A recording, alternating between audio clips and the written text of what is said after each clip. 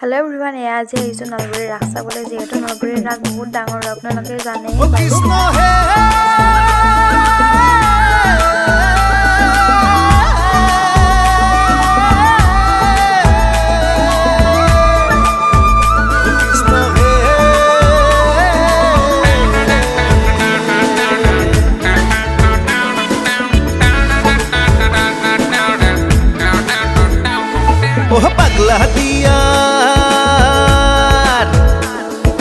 পাগলা দিয়ার পারে পারে